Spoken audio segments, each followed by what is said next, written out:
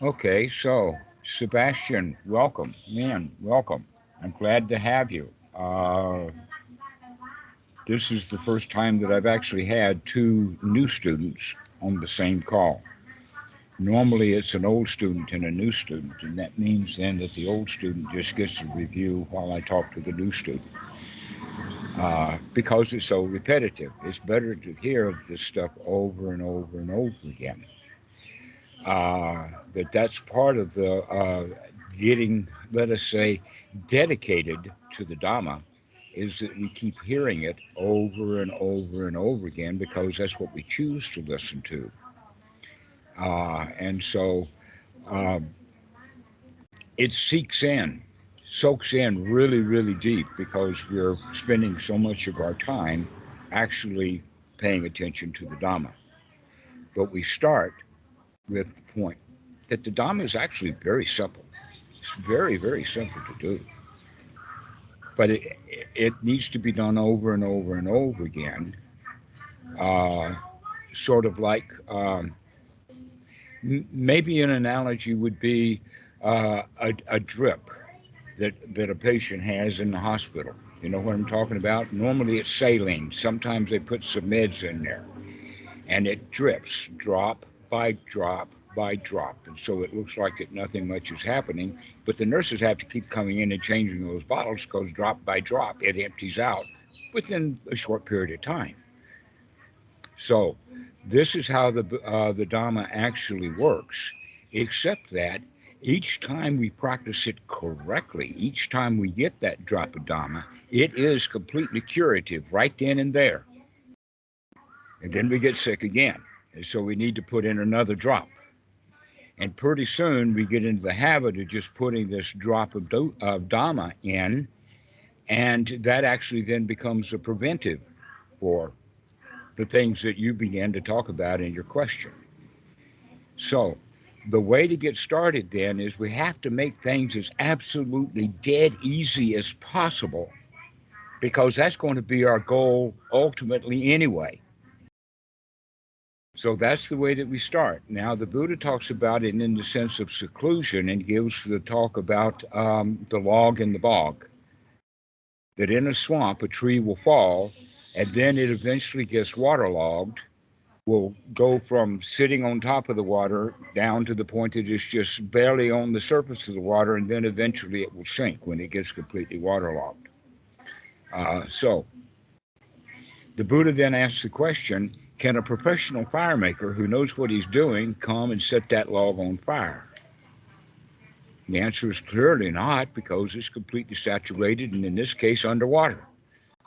But if we take that log and put it up on the land, get it high and dry, will it then be able to be burned?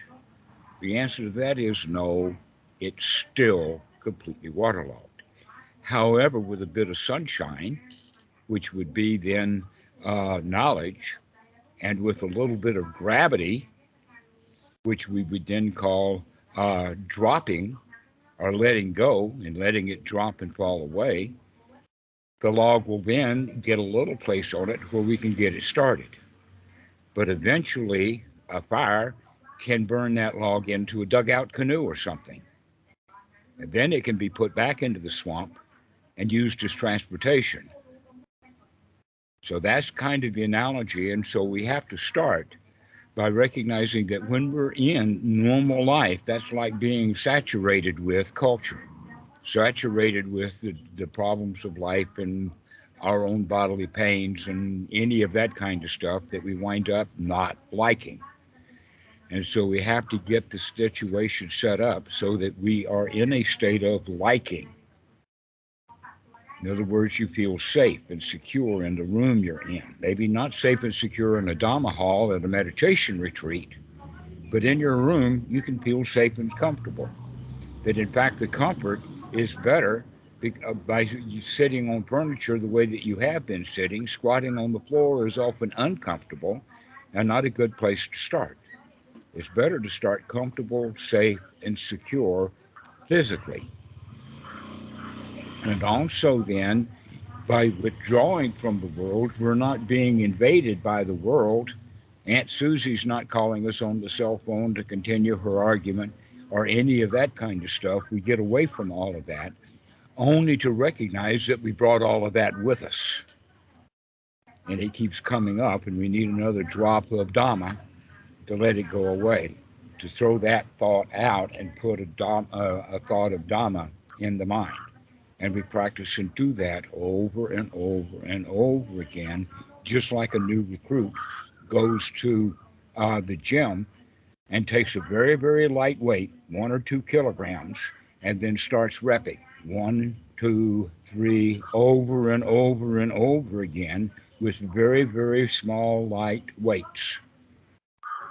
That's what we're doing, 1 drop at a time of Dhamma, to keep bringing the mind out of the ordinary world, thoughts of the over there, thoughts of concepts, thoughts of past, thoughts of plans for the future, musing, any of that kind of stuff, and bring the mind back into the present moment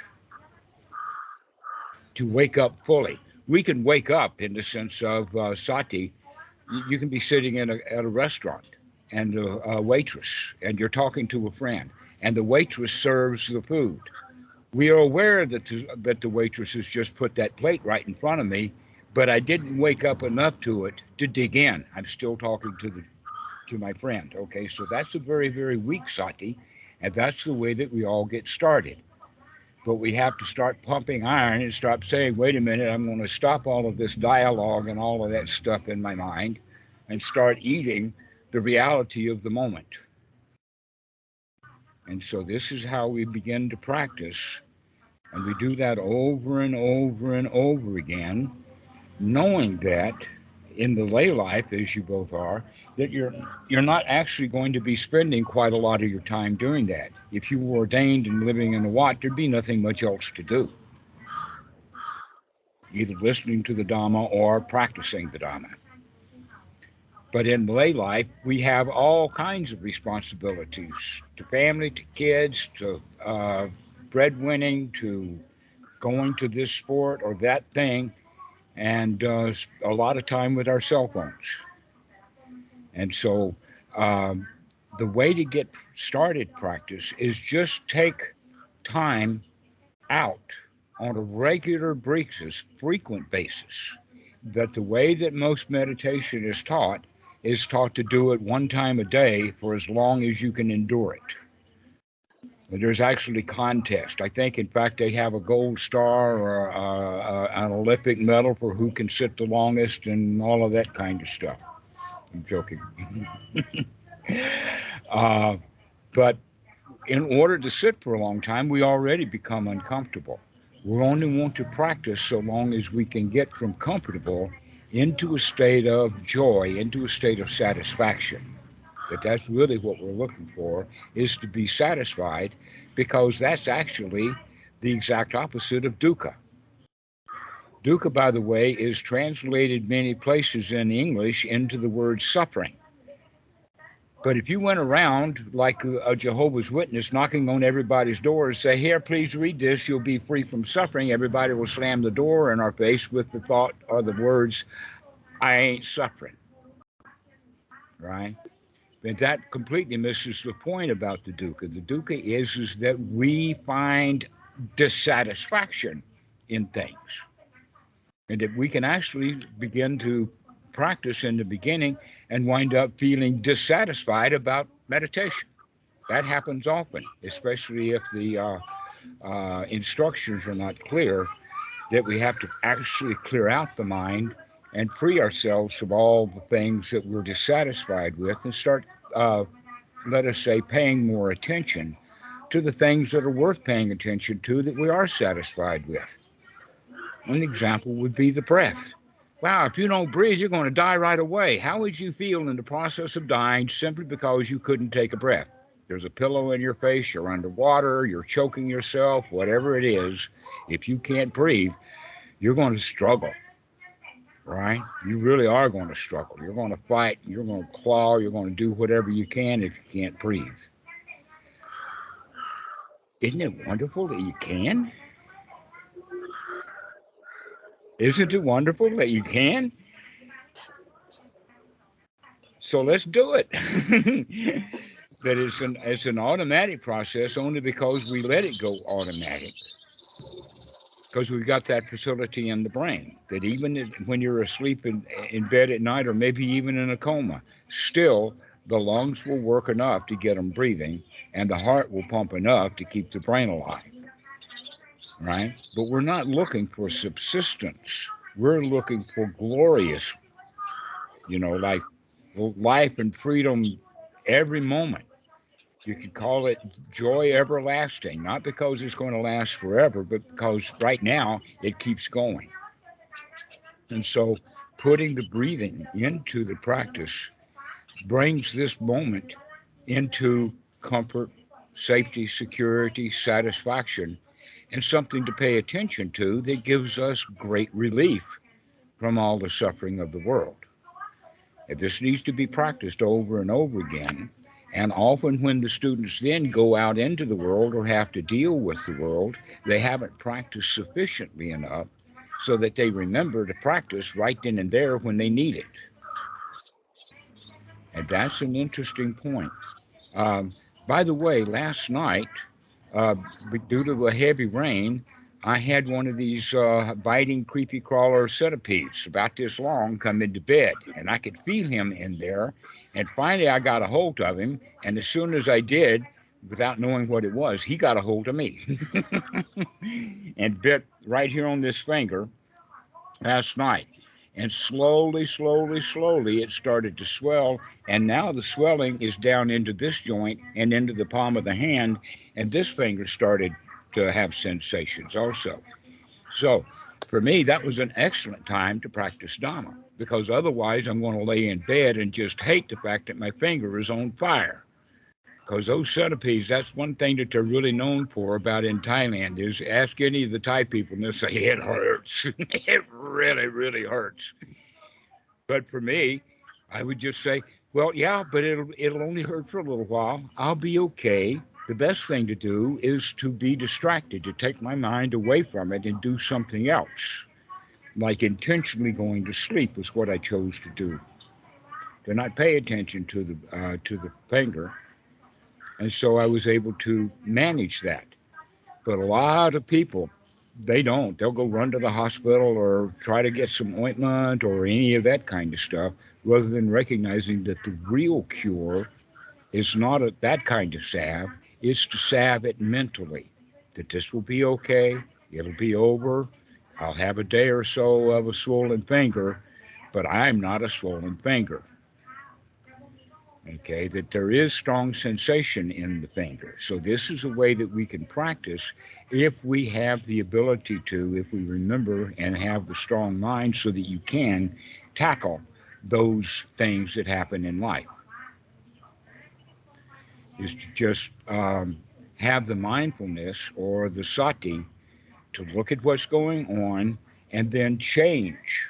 In this case, change the I don't like it, wow, this is painful, oh, I want it to go away kind of thoughts into the nurturing kind of thoughts. So let's look at that finger. That finger, wow, I've never felt quite in as intense pain as this. It's kind of like fire and pressure and all kinds of stuff all at the same time. The fact is that it's not much venom, but it's really, really potent venom. And it's in there destroying all kinds of stuff, and the finger is really yelling about it. And so that's the way that we look at it is the finger. Oh, poor finger. Oh, it needs some comfort. Let's see if we can push the pressures around and take care of it this way, and everything's going to be all right. This is a temporary thing. This is not a rattlesnake. It's just a centipede, and we'll be okay. So that's the kind of way that we can handle those kind of situations at any point. But we need to have the skills to remember to do that, even in the face of when something is really, really big.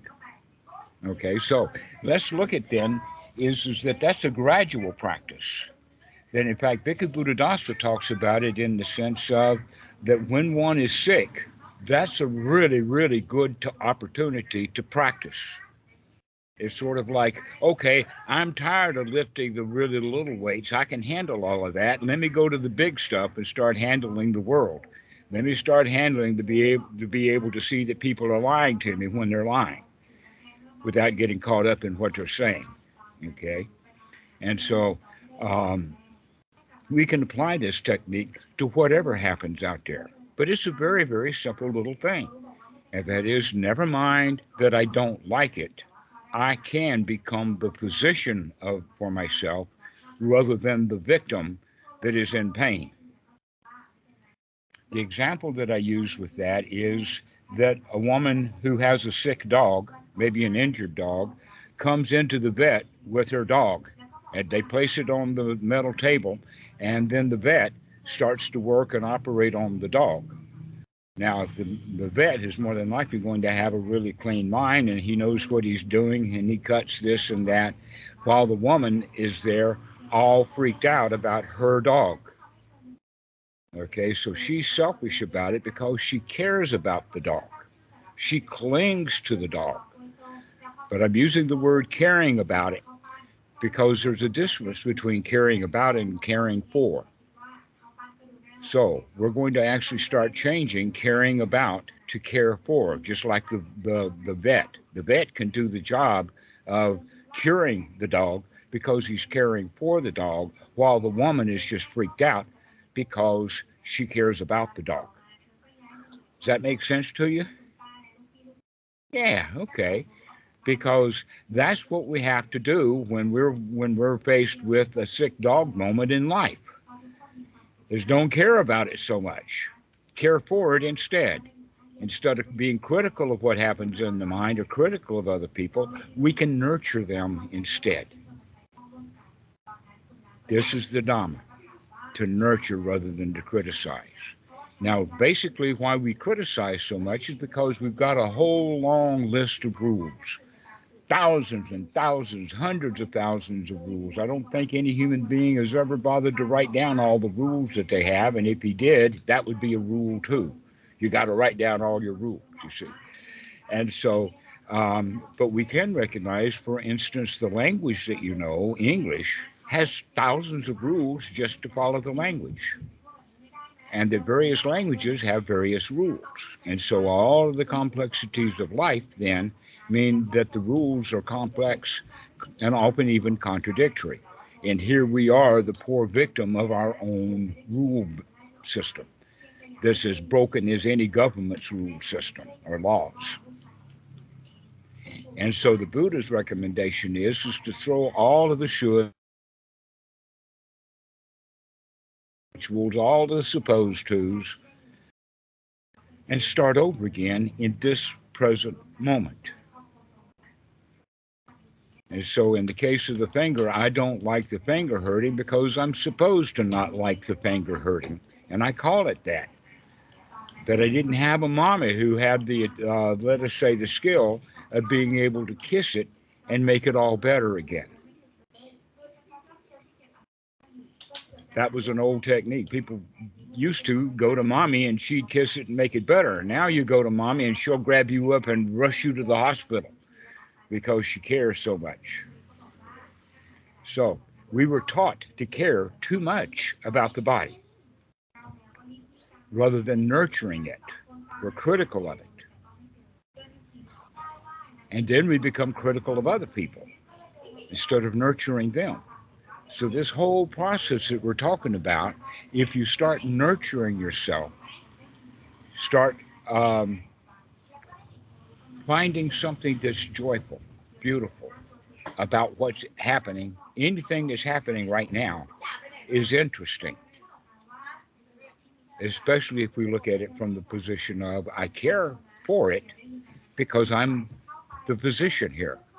But instead, we become the patient and care too much about it.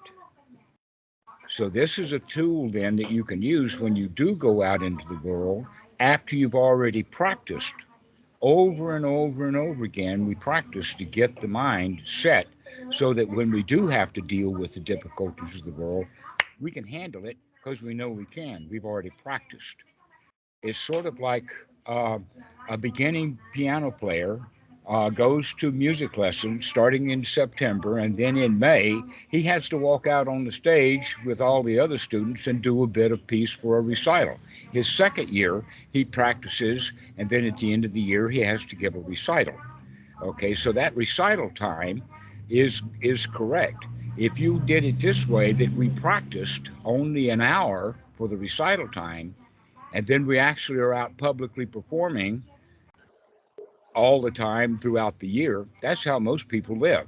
They practice just a little bit, and then they got to go out and perform that in the world. The way to really think about it is that no, I'm either going to mix the two together, or I'm going to reverse it, so that I spend all the time practicing and practicing and practicing. So when I go out for performance, I can do a good job of it. Maybe not spectacular, but good enough. That's what we're looking for, is good enough. We're not trying to win any trophies. We're just going to be feeling good about it because it's good enough.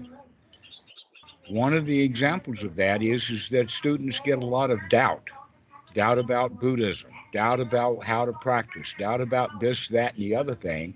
And the fact is already I've told you guys enough for you to practice. Enough is the secret word. Enough. You don't have to know every answer to every question. What we need to do is to set those questions down and say, never mind about any of that kind of stuff. I can come back and feel really good. Even while the body's on fire in some way or another, you can still feel good. I can handle this. I don't have to feel bad because the finger's on fire. I can handle this. And so this is the way we begin to look at everything in life. Just because we don't like it don't mean that it's bad. But generally what happens is that if we don't like it, then we try to push it away and escape from it. And then every time it shows back up, we hate it because that's the habit that we built up. But if you start practicing, oh, dear finger, you're going to be okay. Everything is all right. We'll be fine tomorrow. No worries, no problems. Then that kind of thought process actually makes the finger feel better all by itself because we're giving it love, we're giving it attention, we're giving it nourishment as opposed to hating it. And that's basically the whole practice right there. The question is, can you remember to do that just at the right time when you need it the most? Do you remember that, hey, you can handle this? That whatever hindrances that come up in the mind, you can throw those out and clean the mind out and say, hey, I can take care of this. I can nurture this. I don't have to criticize. I don't have to hate it. I can, in fact, can enjoy a brand new experience. I've never felt pain that hard before.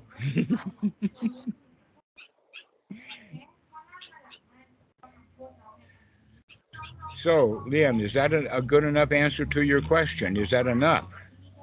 You have more. It's enough. And yet I'm still noticing some other thoughts about when I feel like I have the sati to remember. Let's say I'm tired and irritable, and I remember to come back and try to enjoy or at least experience those feelings. But then I'll have a lapse in concentration and then react. So say be triggered or start an argument or something like that because I'm irritable. And then I get frustrated because I think, oh, I was meant to remember and I didn't remember. And then frustration kicks in. You broke the rule. You were supposed to concentrate, and you broke that rule. Yes, exactly. Yeah. Mm-hmm. Exactly. And look how miserable you can feel because you broke some rule and you just made up that rule. Yeah, yeah. So the right thing to do is says, oh, never mind that I have lost my concentration or whatever that is.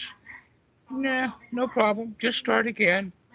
But instead, you take a reprieve of 5 or 10 minutes just to beat yourself to death over it. Yeah. And so now you've got a burning, stinging finger of the mind. And you're not looking at what's really going on, that you're actually creating your own misery because you broke some rule that you made up.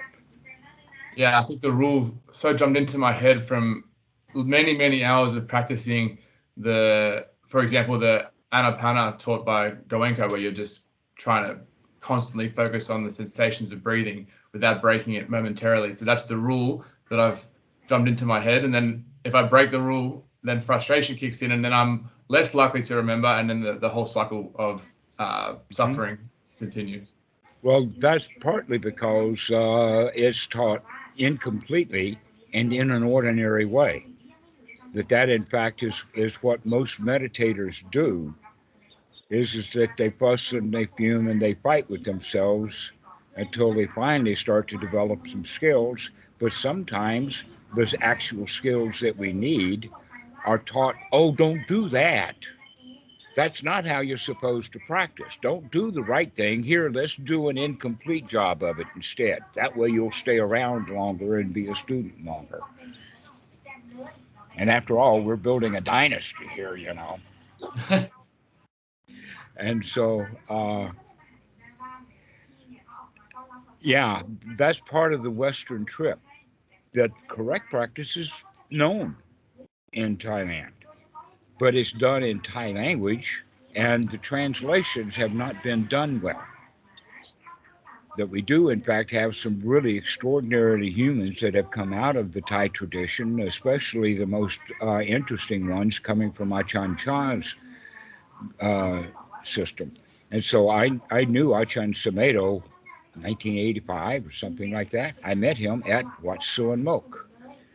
And Ajahn Chah, on that same visit, I met Ajahn Chah. So that shows the connection between Bhikkhu Buddhadasa and Ajahn Chah. Though a lot of people says, oh, he had Ajahn Mun as his teacher. But I don't know of anybody who's had just one teacher. Do you know of anybody who had just one teacher? Mm-mm. Doesn't work like that. No, Ajahn Chah was definitely a student of Bhikkhu Buddhadasa. And so, like I said, in the 1930s, he started letting this stuff come out public. We don't have to hide it away anymore. And so that's why we're teaching it the way that we do, because the ordinary way is the standard way of teaching until the students start asking the right questions. Then, in fact, have you seen any of the Guru Viking videos? Yeah.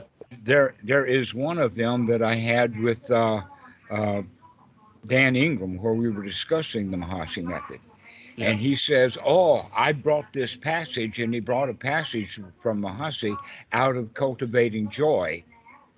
But he says it's buried way deep in this other book over here. And it's the same thing, the way that Anapanasati is traditionally taught, is that it's done kind of in order, and that the gladdening of the mind is never really looked at. And yet it's fairly clear that we have to remove the hindrances. We have to remove the unwholesome thoughts. And how we do that is by pegging them out with a wholesome thought. Okay, you know what I'm talking about, pegging it out? It's if a piece of wood is a peg that's holding furniture together and you want to remove that peg, you take another peg that's just a little bit smaller and you throw that old, heavy, tight peg out. And now the new peg is really easy to remove because it doesn't quite fit the hole. So this is a way that we look at we're going to peg out all of the unwholesome thoughts with these tiny, easygoing, happy little thoughts. So that's another way of describing Anapanasati. But again, as I was about to mention, that's step 10 of Anapanasati. And look how much we could do before we ever get around to gladdening the mind, except that in every one of the books that I know of, I think 4 of them now on Anapanasati from Bhikkhu Buddhadasa, he mentions eventually that gladdening the mind, brightening the mind, goes along with the first bit of practice. It's the first thing that we do, in fact. We do that first. And then later we'll work with feelings, but the first thing we have to do is to get the mind focused on gladdening the mind, brightening the mind, changing the thoughts that we have from unwholesome thoughts to wholesome thoughts. But there's a little sequence in there. That is, first, we have to wake up and remember to do this. And then we look at what's really going on. In the case of the finger, I would wake up with the pain. I knew what was going on. The finger was throbbing with agony. And so now I have to then see, now that I can see what's going on, is that I hate it. And I had to change that feeling, change it from hating it into curiosity, loving kindness, nurturing, telling it everything's going to be all right and we can just sleep right through this. We don't have to pay attention to this pain. I can just rest easy. No place to go. I don't have to go to the hospital or go into medicines or any of that kind of stuff. I can handle this. Okay, so that whole mentality then is what we're going to do with whatever dissatisfactions we have in the mind, because mostly we're going to be remembering things that happened in the past. That's the way that memory operates. The very, very good things that happen, we don't remember them nearly as well as the dangers. I'll probably remember this finger issue the rest of my life. But one day I was tapping my fingers on the desk, and then I forgot about that, and I didn't do it anymore, right? Because it didn't register. It wasn't heavy enough. I hear some background noise. Do you guys hear background Yes. noise? Yeah, this could be from my side. Can turn off my microphone. Yes, that's it.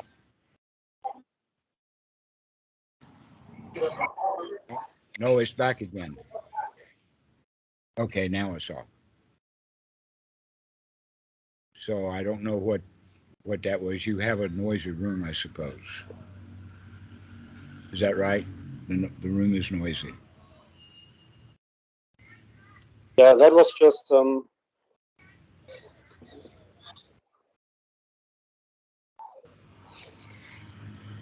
All right.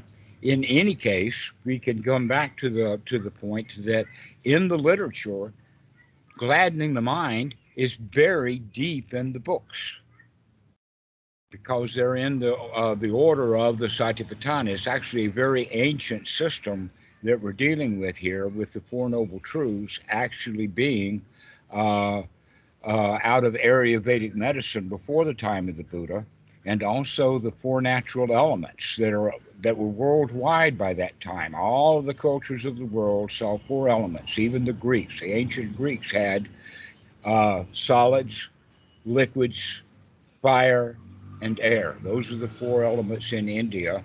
And that's what the Buddha did was he just took those four elements and applied them to the body to look, instead of looking on the outside, looking on the inside. And here's a physical body with a lot of liquids in it. And the fire is the mind, the consciousness. Okay, the consciousness is actually the nutriment that keeps the body going. That it's not just food, that the consciousness also is there to keep it alive.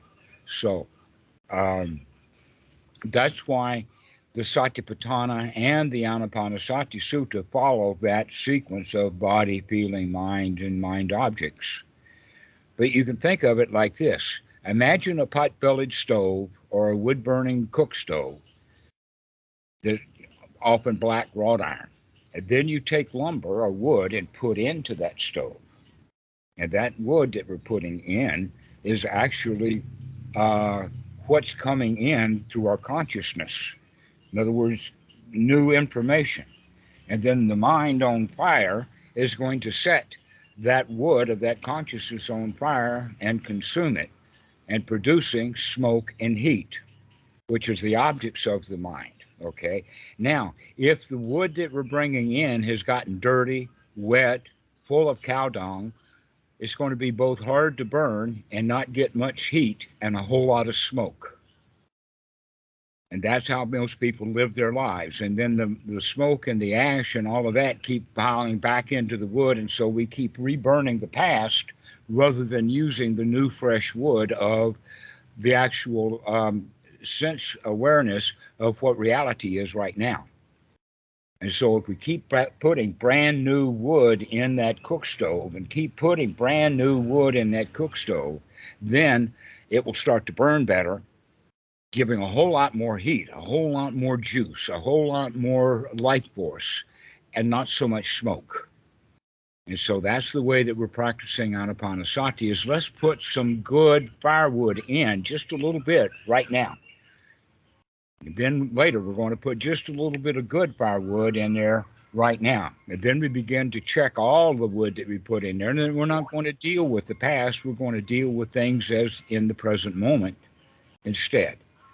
And then we've got good fuel, the reality of the situation, as opposed to the old junk coming from the past that we also throw in the mix. Okay. And that throwing in the mix is basically what we call Dhammarato, or in English, we would call it perception. So we look at something on the outside, then we perceive it based upon our knowledge of the past, and then we cook it, and it winds up being the product. And that product then is what we deal with in the sense of pasa, and that's where it gives our feelings. But if we burned cow dung, we're going to get cow dung fire and cow dung smell. So let's not put cow dung. That's the way that we do it, is that we begin to only focus on what's happening right here, right now, and start forgetting about the past. Dhammarato, it feels like the effort required to repeatedly do that is very tiring at times. So it's a lot.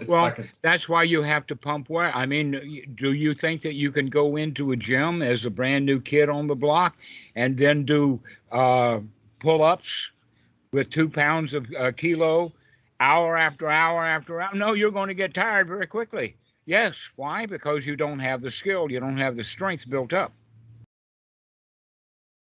So I don't recommend that people practice very long. But in fact, most people practice for about, they talk about it with Goenka, 1 hour you get this benefit, 2 hours you get more benefit, 3 hours and now you're cooking, right? Okay. Yeah. Guess what? I know people who have done 3 hours and are just as argumentative and unhappy as they were when they started because they're not actually making any change in there. They're just noting it well and keeping it. And so they wind up seeing dukkha, especially with the Mahasi method, dukkha, dukkha, dukkha everywhere. All I see is dukkha. And then we start living in a city dump, and that's why we wind up with things that have been referred to as dark night of the soul. We'll talk about that later. But basically, we get really heavy because we can see all the dukkha, but we're not cleaning house. This method is as soon as you see the dukkha, you throw that out. You don't store it away in your sankara. We're going to be putting new happy sankaras in. We're going to start building a new happy past and let the old unhappy past settle to the bottom. And so we need to keep practicing and keep practicing and keep practicing, but only for short periods of time. So let's look at an hour a day. If you take an hour a day and break it into 3 20-minute sessions, you'll get a whole lot more benefit out of it. If you break it into 4 15-minute sessions, you'll get even more value out of it. If you do it 6 times a day at 10 minutes, that's probably the best until you get skilled, and then go for 5 minutes 12 times a day. Half the day. You're going to every hour, you're going to take 5 minutes off and brighten that hour. We're going to make this hour the best we can. You know, if you actually work for 1 hour and then work for 2 hours, the second hour, you're not getting so much done. And if you actually work for 3 hours, you're quite unproductive because you've gotten tired, whether you're writing emails or training dogs or driving a cab or anything like that. Hour after hour, we get tired of it until we build up the skills for it. And in fact, most people have an attention span of about 20 minutes or so. And yet somehow or another, university classes last 45 or 50 minutes. Which means that at the halfway through the class, the only one who's still awake is the teacher. Why? Because he's done this over and over and over and over again, so he can stay awake through the whole process. So using that 20 minutes is an absolute maximum time, but we want to do it often. 3 times a day, 6 times a day, or even 12 times a day for just 5 minutes. The question is, can you get yourself into a really good state in 5 minutes, or does it take a bit longer? So I notice I've been doing the 5 minutes, and right around the 4 minute mark is when I start to notice the sukha, and then it's over. I think, should I keep going here, or should I just be happy with that? It's enough. Let me give this analogy. Have you ever heard one of the laws or rules of stand-up comedians is leave them early and leave them laughing? In other words, don't wear out your welcome.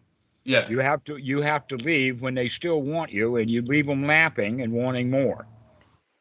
Okay, so this is actually how we're going to end our meditation system, is on a high note.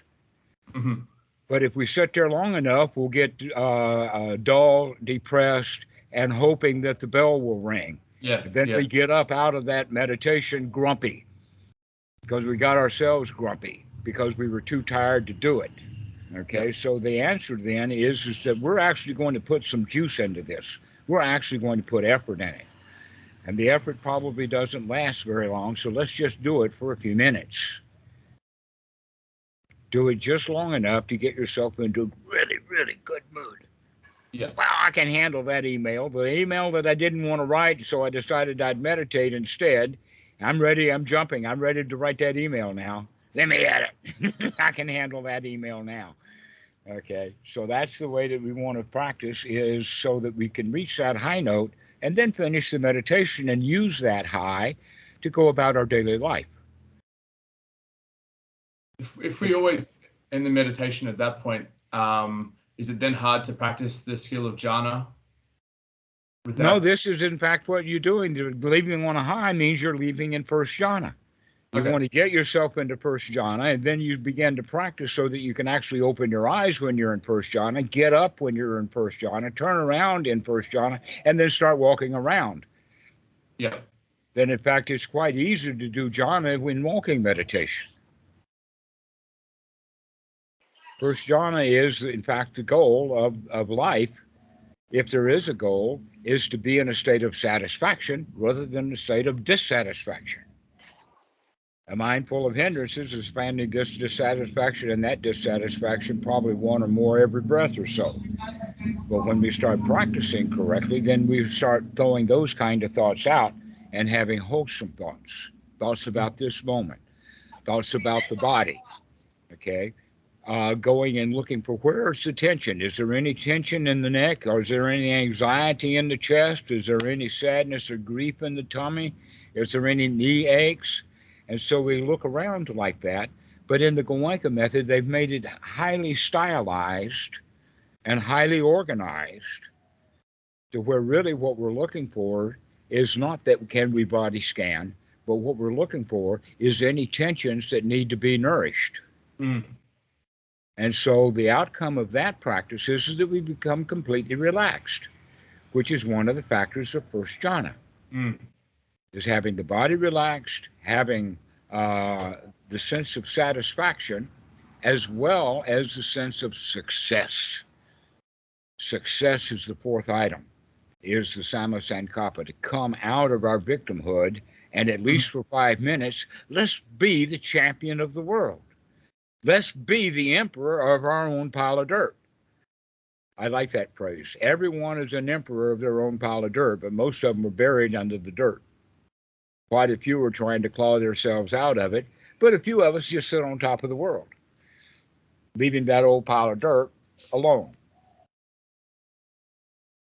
So that's the way of looking at it. For 5 minutes, get on top of the world. Mm. For 5 minutes, get your mojo. For 5 minutes, let's really sit here and breathe and have a great moment, a great time. And we do that once an hour, and pretty soon it starts to be infringing upon the old habits of misery. And we start developing new habits of joy. And also think about it like this. And in fact, what we're doing is we're developing a snowball. Cool and crisp and hard. And all it takes is a snowball to roll it down a hill in the snow, and maybe you're going to get an avalanche. That's what happens is we keep practicing this over and over and over again, just adding a little bit of snow, and pretty soon it starts to snowball, and we have an avalanche. So that you really, really are just howling with laughter on the inside. Wow, what a great life this is! I feel so grateful for being alive.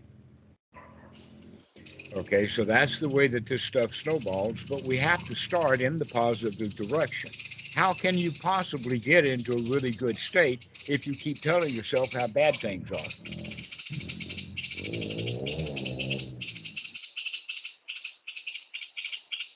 So, Sebastian, do you have any questions?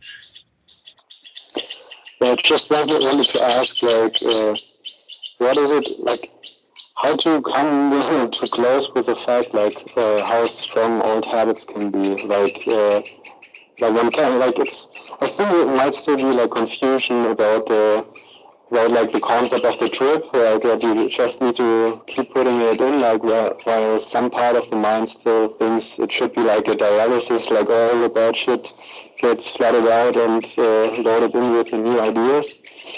But okay, so let me hang on to the question and let me address something that you just said while it's out front. When you said something that's a part of the mind, and often students will say something like in the background. And that fits in with, have you ever heard the phrase that humans only use about 10% of their brain? yeah. Okay, that's out of the 1950s, but I think it is almost common knowledge. The answer to that is, of course, it's wrong. We use 100% of our mind. We only do it about 10% of the time, probably less. Okay, and what that means is that we look at what's happening in this mind moment. So it's not possible to have background thoughts. It's that you've got this thought you're calling a foreground thought, and then because that's the one you want to have, and then you have this next thought, which you call a background thought, and it's just a thought, but it's unwholesome. And so catching on to those unwholesome thoughts and say, aha, I see that whole unwholesome thought sneaking in there. And by doing, aha, I see you, Myra, we've actually brightened the mind already. As opposed to, oh no, there are that background noises again, which is the normal way we do it because we got a rule about it.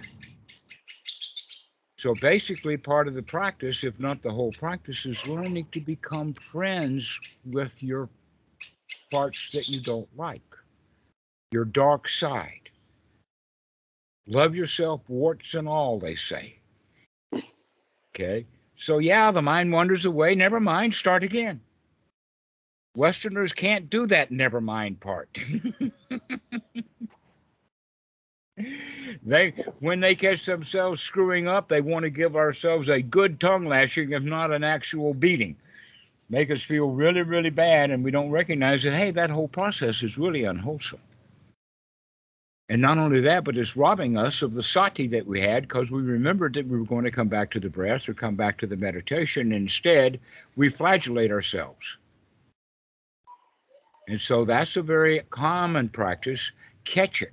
Notice that that's what you're doing. Says, aha, I caught myself trying to break a rule and then fussing at myself because I broke a rule. That there is no rule that the mind wanders away from the breath. And there is no rule, but it's a really good idea to never mind. Start again. Come back to the joy, come back to the acceptance, come back to the nourishment, and continue on. But no, we have to take a moment to punish ourselves. That happened when we were children, by the way, that when we get caught making a mess, we got to do some penance. If you made a mess in your room, you've got to go clean it up, and you got to feel bad and do it when you're told to do it rather than having fun. That I had a student one time who was really angry with his kids because they kept making a mess, and he kept telling them to clean up the room, and it didn't get cleaned up.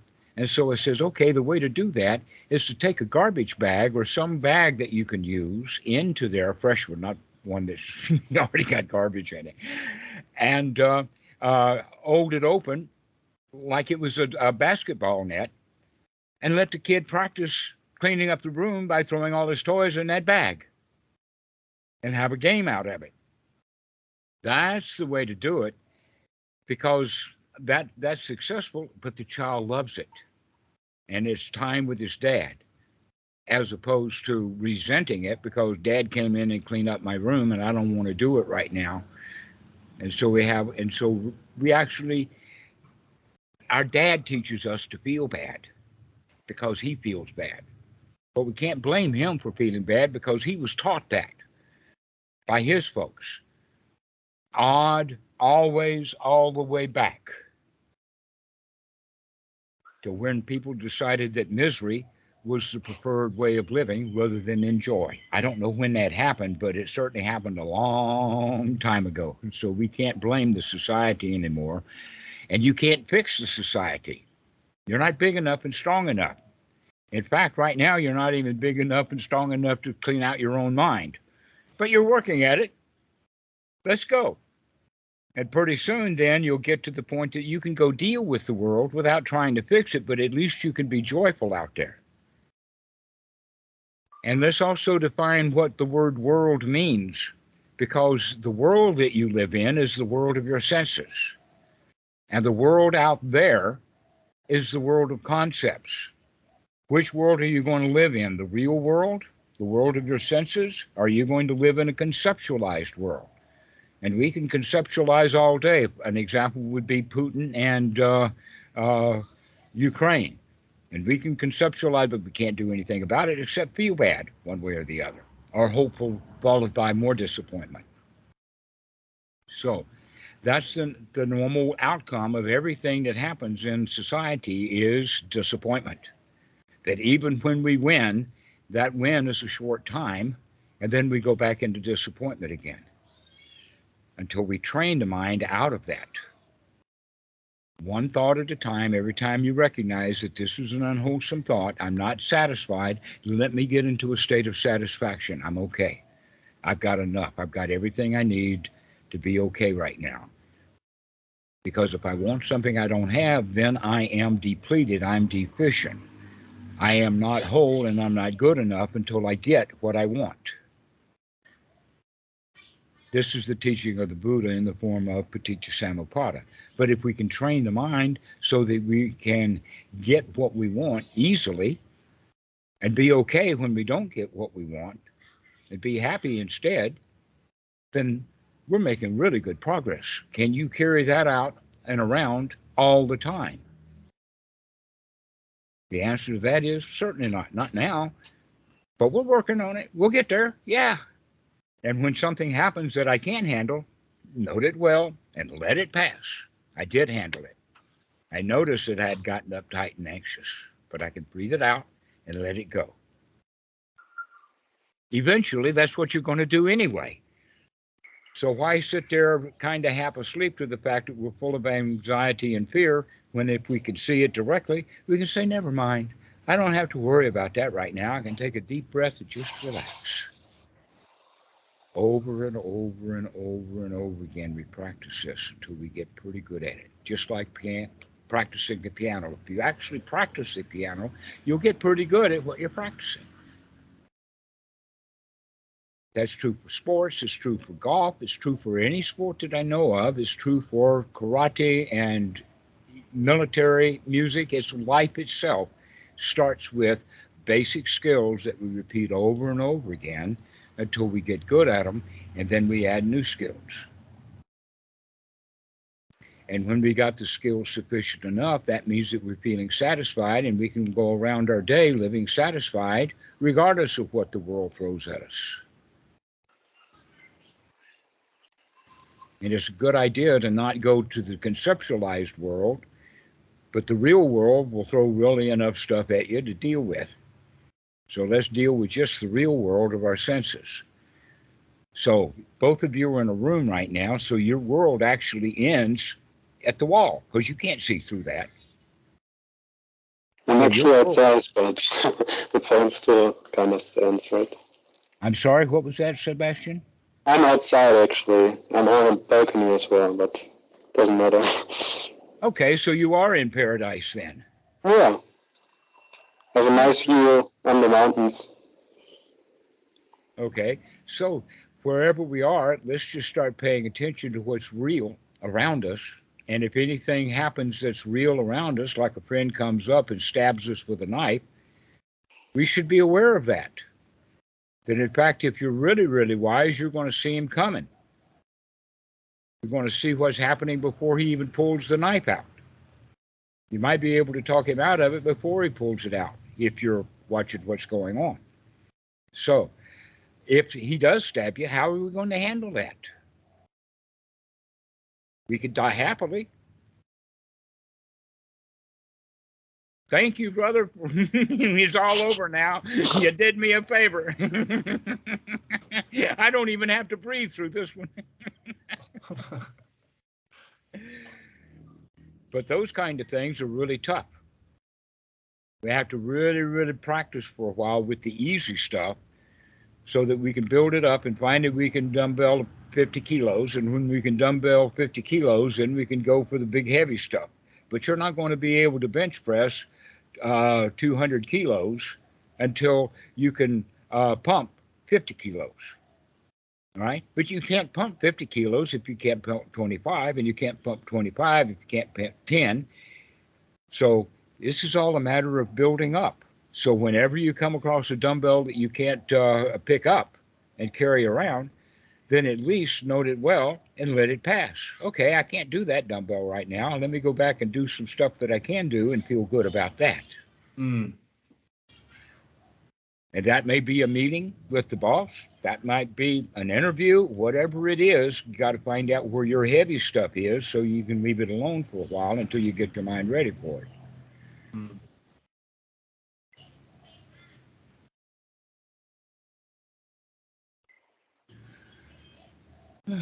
There's nothing to it. So, plan for yourself to figure out what's the right timing to do. That maybe 5 minutes is not enough. Maybe it is for you. If 5 minutes is not enough, then next time take 10. That's the way to look at it.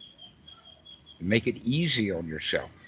So you wind up having a life that's really easy because you're easy all the time. There's nothing that comes by that's going to upset you enough to make you unhappy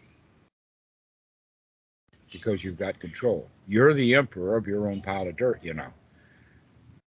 And you don't have to be buried under it. So, Sebastian, do you have any questions? Liam, how about you? It's actually been really helpful. So I think any other questions I have might be skipping ahead. Maybe I'll just practice with what you've Yes, I think about today. good. That's right. This is enough. You've had enough now. So go practice that. Yeah. How about you, Sebastian? Anything? No, I'm good for now as well.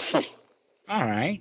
So I invite both of you to call again to practice, and then in a few days, give me a ring, and we'll continue on. Who knows what serendipity might bring? You guys might call back at the same time again, like you did this time. Who knows? And I also invite you to look at the Sangha groups, because we've already got quite a crowd now of nobles who are talking to each other in noble language. And we also have a project going on called the Open Sangha Foundation that you might want to become interested in, because we're looking for volunteers and recruits. And so if you're interested in the Dhamma means that you've got to give back. We become generous. Once we get the gifts of the Dhamma, we get so much of it that we want to give it away. And so that's what we're doing. We're getting a project so that people can happily work together to get a website going, to invite other people, basically to go visit their own local wats and temples and get around some of the nobles that exist all over the world. And instead, the Westerners read books, go on Reddit. We do expensive retreats that are conducted by people who don't know what they're talking about. So it's better to get with the monks, because especially if you let them know that you're interested in the real teachings of the Buddha, not the ordinary stuff. They're not tourists here. We're real students of the Dhamma. So if you present yourself that way, and so we're getting a website going so that people can learn all the things that we need to do. And we've already got the 5013C package done. And so now we're beginning to get some of the other projects. So whatever skills that you have, you might want to join the Sangha group. It's actually going to be on Discord. We do most of the work on Skype, but because of so many that might be involved, we put it on Discord instead. So follow the links. And the important thing is to there's a thing to click called Meeting Room. With Skype, you do calls or join call or whatever like that. There's a pop-up button that's easy to see. To where on Discord, it's over in the left-hand side. You have to look for all of the other things, and you'll find one thing to click on is the meeting room. Okay. Now, right now, the next meeting is scheduled. I think it's going to be that time. Is for me Tuesday morning at 6 a.m. And Pacific time is going to be Monday evening at 3 p.m. And so whatever time zones you're in, you can figure out what time the meeting starts. And so I invite you to come join us, to get involved. That I don't charge a fee at all, but I do hope that students will put in some time, because they'll get the value out of that also. Okay, so that's my little sales pitch. And I hope to see you guys around the Skype and Discord group. Thank you for your time. Thank you a lot, yeah. Yes, okay. Well, we'll see you guys later. See you. Nice meeting you, Ryan. Yes, nice to meet you both. I'm really happy that you both called. Nice to meet you, Sebastian. Thank you again, Dhammarato. Okay. Thanks, bye. By the way, Sebastian, your microphone needs a little help. It's a kind of blurry or muted or something. Not muted, but distortion. I hear some distortion in it, so you might want to check that out. Okay, I'll look into that. Thanks. All right.